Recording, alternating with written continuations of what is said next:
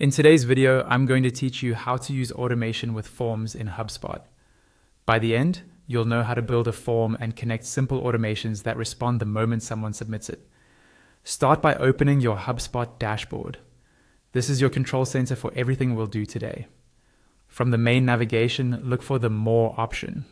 Depending on your screen size or permissions, this may appear as an overflow menu, but it's the place where extra tools are grouped together. From there, select Marketing. Forms live under Marketing because they're one of the primary ways to capture and nurture leads. Choosing Marketing brings you into the area where all your lead capture assets are organized. Now, click Forms. This opens your Forms library where you can see what already exists and create something new. It's helpful to think about what you want your form to accomplish: collect contacts for a newsletter, register event interest, or qualify inbound leads, so the next choices are easier. Click Create Form to start a new one.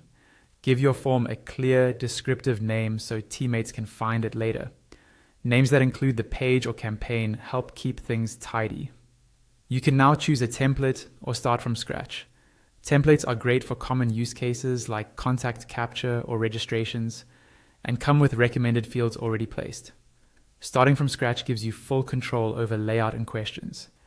Either way, you'll land in the editor, where you can adjust fields, labels, and basic settings to match your goal. With the form set, open the automation option in the editor. This is your gateway to rules that run automatically when someone submits. The default trigger is the form submission itself, and from there you can add actions. A common first action is to send a follow-up email that thanks the visitor, confirms what they requested, and sets expectations for next steps. Keep it short, personalize with the contact's first name if available, and make sure the sender details are accurate. Another valuable action is notifying your team of new submissions.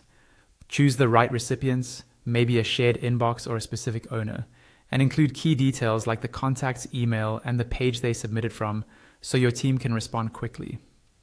As you configure these actions, watch the order they run and avoid duplicating messages.